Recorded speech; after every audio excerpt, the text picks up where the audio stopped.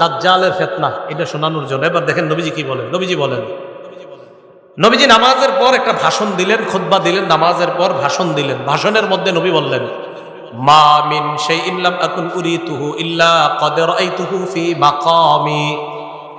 ইতিপূর্বে আমাকে যা দেখানো হয় নাই আজকে আমি সব দেখছি। এই নামাজের মধ্যে আমি সব। নামাজটা কি শর্ট ছিল না লম্বা? নবীজি বলেন, ইতিপূর্বে আমাকে এমন যা কিছু দেখানো হয় না আজকে আমি সব দেখছি। শেষে কি কয় জানেন? হাত্তাল জান্নাহ ওয়ান নার, জান্নাত জাহান্নাম দেখছি। আরেকটা বর্ণনা আছে, সূর্য গ্রহণের নামাজে নবীজি দাঁড়াইছে না, আমার দিকে তাকান, সামনের কাতারের সাহাবী যারা তারা তাকায় দেখে নবীজি নামাজের মধ্যে হঠাৎ এমন করছে, যে এমন করছে এইভাবে। তো নামাজ শেষ, আপনারা আবার এরকম করেন না, পুরাটা শোনেন আগে। একদল করবো কি যে নবীজি এরকম করছে আমিও করবো, আরে পুরাটা শোনেন কি কয়। নামাজ শেষ করার পর নবীজিকে এক সাহাবী বললেন, হুজুর আজকে আপনি এমন একটা কাজ করছেন যেটা অতীতে দেখি নেই। নবীজি, আচ্ছা খেয়াল করছো? হ্যাঁ। ওই মুহূর্তে আমি জান্নাতের আঙ্গুরের ছড়া দেখছিলাম, ওইটা আমি হাত দিতে গেছিলাম, যদি আনতে পারতাম কিয়ামত পর্যন্ত সবাই খাইতে পারতাম। আপনি আগে আঙ্গুর দেখেন নামাজে? দেখলেন হাত দিবেন, দেন না, এই জন্য আমল করতে চান না। রাসূলুল্লাহ সাল্লাল্লাহু আলাইহি সাল্লাম বলেন, মা মিন শাইইন লাম আকুন উরিতুহু ইল্লা ক্বাদ রাআইতুহু ফি মাকামি। ইতিপূর্বে আমাকে যা দেখানো হয় নাই আজকে আমি সব দেখলাম। হাত্তাল জান্নাহ ওয়ান নার, জান্নাত জাহান্নাম আমি দেখলাম। নবীজি বলেন, ইন্নাহু ক্বাদ উহিয়া ইলাইয়া আন্না, আল্লাহ রাসূল বলেন আমার কাছে এই ওহী প্রেরণ করা হয়েছে, আন্নাকুম তুফতানুনা ফিল কুবুর মিসলা আও করিবা মিন ফিতনাতি দাজ্জাল। আল্লাহ নবী বলেন আমার কাছে এই ওহী দেওয়া হয়েছে, তোমরা কবরের মধ্যে অনেকে এমন ফিতনার মধ্যে পড়বা যে ফিতনাটা হবে দাজ্জালের ফিতনার মতো ফিতনা। বলেন নাউজুবিল্লাহ। বিশ্বাস করেন দাজ্জালের ব্যাপারে আমি পড়ছি বলে আপনাদেরকে বলে বুঝাইতে পারতেছি না, তো আমি বুঝতেছি যদি দাজ্জালের ফিতনাটা হয় তো কত বড় ভয়ঙ্কর ফিতনা হবে। আমি সবগুলা কথা বললে বুঝতে পারতেন যে দাজ্জাল কতটা ভয়ঙ্কর ফিতনার নাম। রাসূল বললেন কবরে অনেকের এই ফিতনা হবে দাজ্জালের মতো, খুব ভয়ঙ্কর ফিতনা, ও কঠিন ভয়ঙ্কর ফিতনা। আল্লাহ আমাদেরকে হেফাজত করেন। তো আল্লাহ কয় এই কবর পর্যন্ত তোমরা সম্পদের প্রতিযোগিতা চলে, যে কবরে এই অবস্থা হবে আর তোমরা সম্পদ নিয়ে ব্যস্ত আছো। সহিহ বুখারীর বর্ণনা 1372 নম্বর হাদিস। এই হাদিসের বর্ণনাকারী আম্মা জান আয়েশা সিদ্দিকা রাদিয়াল্লাহু তাআলা আনহা, তিনি বলেন, আন্না ইয়াহুদিয়াতান দাখালাত আলা আয়েশা সিদ্দিকা রাদিয়াল্লাহু তাআলা আনহা ফাসালাত আন আযাবিল কবর। এক ইহুদি নারী আম্মাজান আয়েশার কাছে এসে কবরের আযাব সম্পর্কে জিজ্ঞাসা করছে। আম্মাজান আয়েশা সিদ্দিকা রাদিয়াল্লাহু তাআলা আনহা জবাব দিলেন, আযাকিল্লাহু মিন আযাবিল কবর, আল্লাহ তোমারে গজবে কবরের আযাব থেকে হেফাজত করুক। এটা আম্মাজান বইলা নবীজির কাছে গেছে। ফাসালাত আয়েশা রাসূলুল্লাহ সাল্লাল্লাহু আলাইহি ওয়াসাল্লাম আন আযাবিল কবর। আম্মা জান আয়েশা আল্লাহ রাসূলকে কবরের আযাব সম্পর্কে জিজ্ঞাসা করলেন। আল্লাহ নবী জবাব দিলেন, আযাবুল কবর, হ্যাঁ কবরের আযাব সত্য। বলেন কবরের আযাব সত্য। তাহলে কবরের আযাব কি বলেন তো? সত্য। এটা নবীজি জানায়া দিলেন তার বিবিকে। সহিহ বুখারীর 1338 নম্বর হাদিস। এই হাদিসের মধ্যে আসছে, ক্বালা রাসূলুল্লাহ সাল্লাল্লাহু আলাইহি ওয়াসাল্লাম, আল আবদু ইযা উদিআ ফি কবরিহি। নবীজি বলেন কোন বান্দাকে যখন কবরের মধ্যে রাখা হয়, রাখার পর ওয়াতুল্লিয়া, আমাকে আপনাকে মরণের পর যখন বাসতলায় রেখে আসা হবে, আসার পর তুওয়াল্লিয়া, আমাকে আপনাকে যখন পিছনে রাইখা, যাহাবা আসহাবুহু, সাথীরা যখন চলে আসবে। একবার কল্পনা আলেন রাতের বেলা বিছানায় যখন বালিশে যখন মাথাটা লাগানোর পর কল্পনা করেন আমি মারা গেলাম, যাওয়ার পর বাসতলায় কোন কবরের মধ্যে আমাকে রেখে আমার আত্মীয় স্বজন চলে আসছে, ব্যাপারটা কেমন একটু চিন্তা করেন।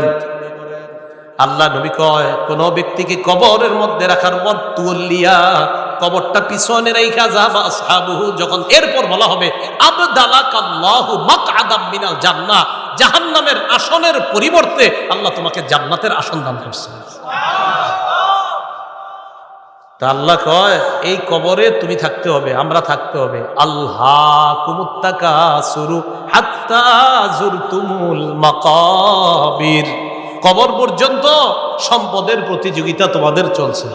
সূরা মুনাফিকুনে আল্লাহ বলেন, ইয়া আইয়ুহাল্লাযীনা আমানু লা তুলহিকুম আমওয়ালুকুম ওয়ালা আওলাদুকুম আন যিকরিল্লাহ, হে ঈমানদারগণ, লা তুলহিকুম আমওয়ালুকুম ওয়ালা আওলাদুকুম, তোমাদের সম্পদ, তোমাদের সন্তান যেন তোমাদেরকে আল্লাহ থেকে গাফেল করে না দেয়, আল্লাহ থেকে তোমাদেরকে অলস করে না দেয়, আল্লাহকে যেন ভুলিয়ে না দেয়।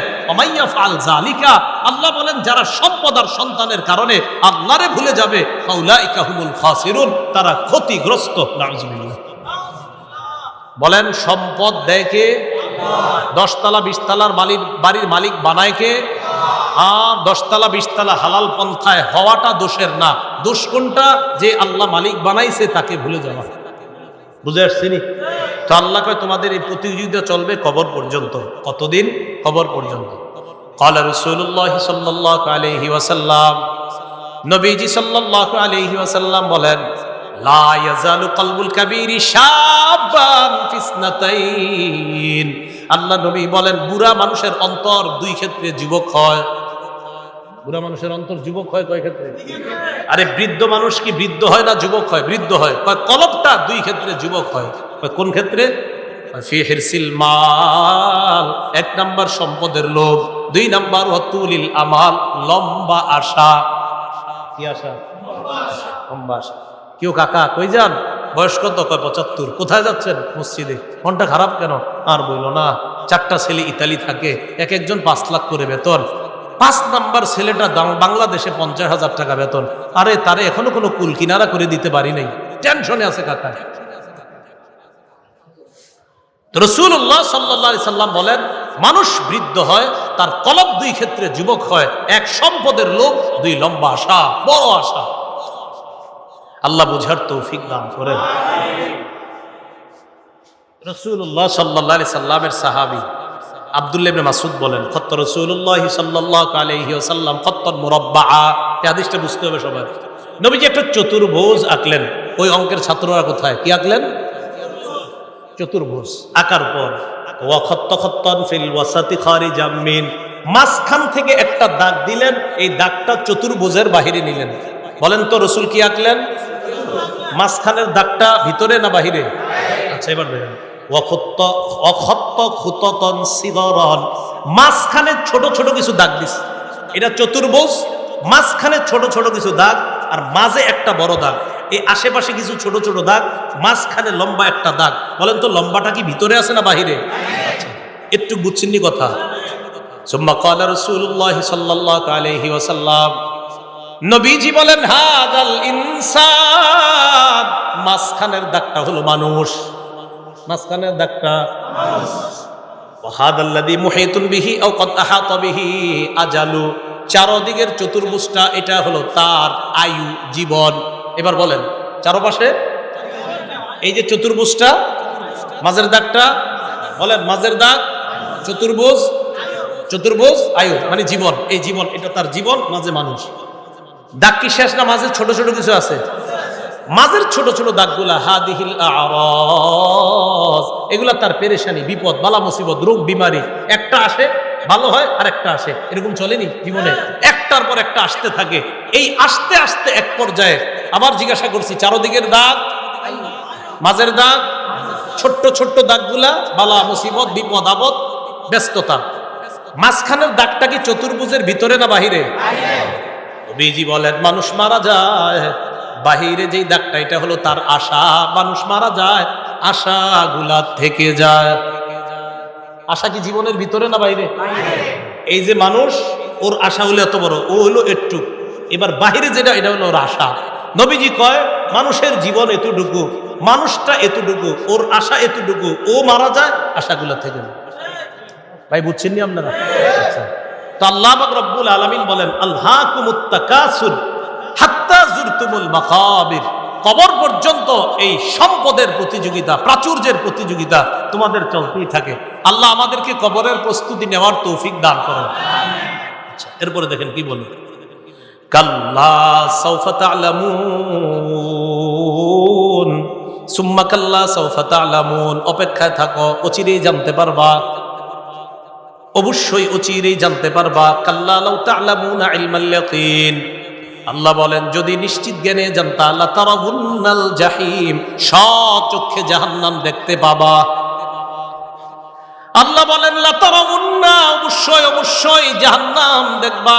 সুম্মা লা তারাবুন্নাহা আইনাল ইয়াকিন, নিশ্চিত চোখে জাহান্নাম দেখবা।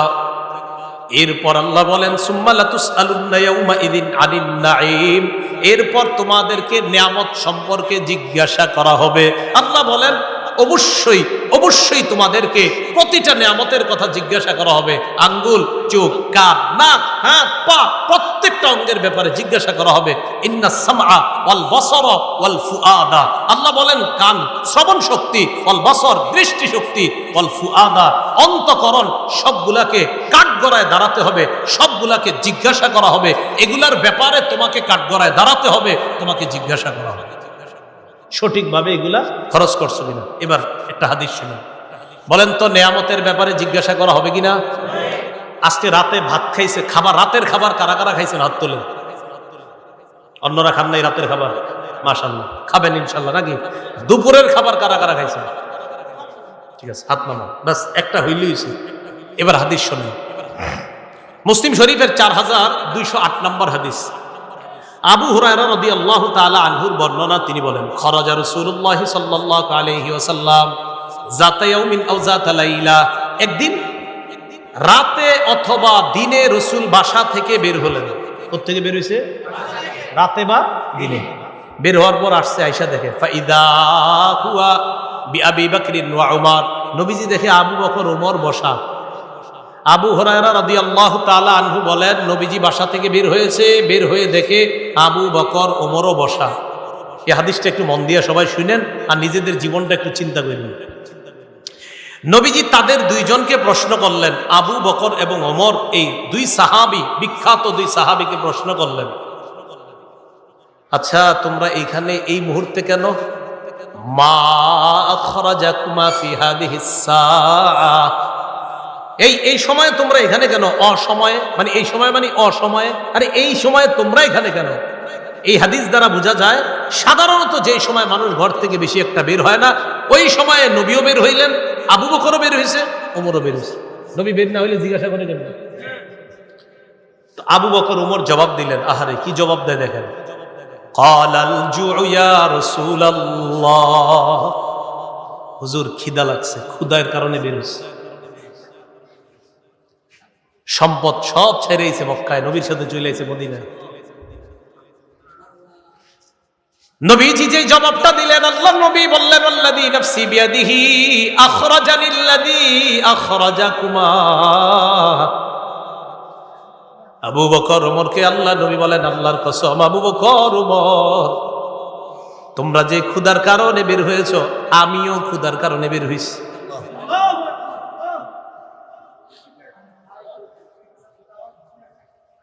আমি যখন এটা পড়ছি, বিশ্বাস করেন, কি দেখেন দুই সাহাবীর আগে বলছে কেন বেরোছে? হুজুর ক্ষুধা। নবীজি করেন আমিও তো ক্ষুধায় বেরোছি।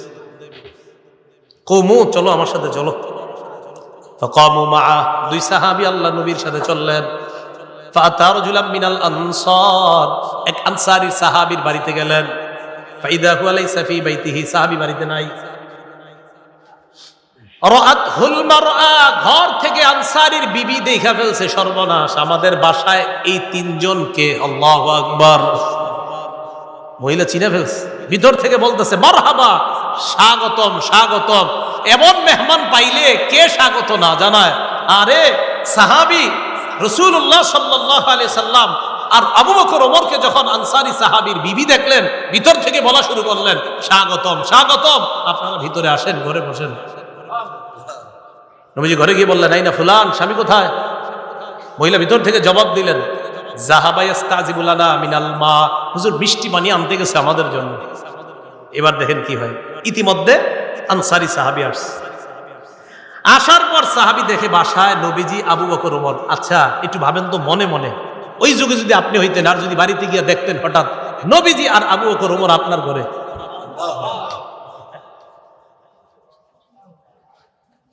সাহাবী দেখে কি কয়, মা আহাদুল ইয়াউমা আকরামা আদিয়াফা মিন্নি।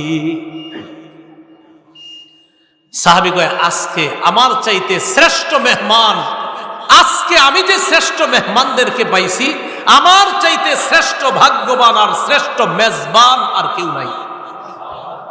আমি এমন 3 জন মেহমান পেয়েছি। তাড়াতাড়ি বাগানে গেছে, খেজুর বাগানে।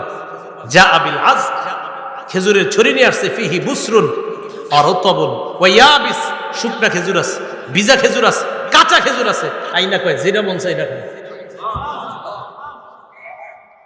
আখজাল মুদিয়া, ছুরি নিছে, চাকু নিছে। নবীজি কই যাও? হুজুর পশু জবাই করতে হবে। কি জবাই করবে? মাথা মানে পেরেশান হয়ে গেছে। আমার এই 3 মেহমানকে কেমনে মেহমানদারি করবে? পশু জবাই করতে হবে। নবী কয় ইয়াকা ওয়াল হালুব, এই তুমি আবার মাথা গরম কইরা দুধালু কোনো পশুরে জবাই করো না। দুধ দেয় যে পশু, বর্তমানে দুধ দিতেছে, এরকম পশু জবাই করো না। জি ঠিক আছে।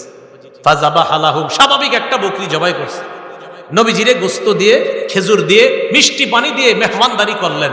করার পর যে কথাটা নবী বলছে, এটা বলার জন্য আপনাদেরকে লম্বা হাদিসটা শোনাইলাম। নবীজি আবু বকর ওমরকে বললেন, আবু বকর ওমর, বাহিরে আসছিলা কিভাবে বলো তো? কয় হুজুর ক্ষুধায় আম করে বাহিরে নিয়ে আসছে। নবীজি কয় আবু বকর ওমরকে বললেন, এখন খাইছো? কয় হ্যাঁ। নবীজি বললেন, লাতুস আলুন্না আন হাদা ইয়াউমাল কিয়ামাহ, এই যে খানাগুলা খাইছো না, পেট ভরছো না, এই ব্যাপারেও কিয়ামতের ময়দানে আল্লাহর কাছে জবাবদিহিতা করতে হবে। অবশ্যই অবশ্যই তোমাদেরকে এই ব্যাপারে জিজ্ঞাসা করা হবে। এই খানা খেয়ে আল্লাহর ইবাদত করছো কিনা? এই খানা খেয়ে তুমি সঠিকভাবে চলছো কিনা? আল্লাহ তোমারে খাওয়াইছে, খাওয়ানোর পর আল্লাহর হুকুম তুমি পালন করছো কিনা? এই ব্যাপারে জিজ্ঞাসা করা হবে। বুঝাইতে চাইলাম, এই সূরা তাকাসুরের শেষে কি বলতেছে দেখেন। প্রথম দিকে বললেন সম্পদের কারণে আমারে ভুলে যাও, এরপরে বললেন কবরকে স্মরণ করো, শেষের দিকে বললেন এই নিয়ামতের ব্যাপারে জিজ্ঞাসা করব, কিন্তু এত এত সম্পদ দিলাম, মনে করবো না এমনি ছেড়ে দিব আমি আল্লাহ, আমি সব জিজ্ঞাসা করব। এই সূরা থেকে প্রধান 3টা আমাদের শিক্ষা। 1 নাম্বার, সম্পদের প্রতিযোগিতা করা নিষেধ। 2 নাম্বার, সম্পদ হওয়া দোষের না, কিন্তু সম্পদের কারণে আল্লাহকে ভুলে যাওয়া যাবে না, এটা 2 নাম্বার শিক্ষা। 3 নাম্বার, কবরের কথা স্মরণ করা। এই প্রধান প্রথম হলো 3টা শিক্ষা। শেষের দিকে আরেকটা, কবরে আরেকটা তোমার জগৎ, ওই জগতে তোমাকে নিয়ামত সম্পর্কে জিজ্ঞাসা করা হবে। কিয়ামতের ময়দানে তোমাকে 5 প্রশ্ন করার আগে তোমার পা 2টা সামান্য সময়ের জন্য নড়বে না। এই 5 প্রশ্ন করার জন্য আল্লাহর কাছে প্রত্যেককে দাঁড়াতে হবে। এর মধ্যে একটা হলো সম্পদ কোত্থেকে আনছো আর কোথায় ব্যয় করছো, এই কথা আল্লাহর কাছে জবাবদিহিতা করতে হবে। আল্লাহ পাক রব্বুল আলামিন আমাদের সকলকে কবরের প্রস্তুতি নিয়ে দুনিয়া থেকে যেন আমরা যেতে পারি, আল্লাহ তৌফিক দান করেন। আমিন। আখিরু দাওয়ানা আনিল হামদুলিল্লাহি রাব্বিল আলামিন। মাদ্রাসার প্রতিষ্ঠাতা যিনি, তার জন্য আমরা দোয়া করব। এলাকাবাসী সবার জন্য আমরা দোয়া করব। আল্লাহুম্মা আলা আলি মুহাম্মদ কামা সাল্লাইতা আলা ইব্রাহিম ওয়া আলা আলি ইব্রাহিম ইন্নাকা হামিদুম মাজিদ। আল্লাহুম্মা বারিক আলা মুহাম্মাদ ওয়া আলা আলি মুহাম্মদ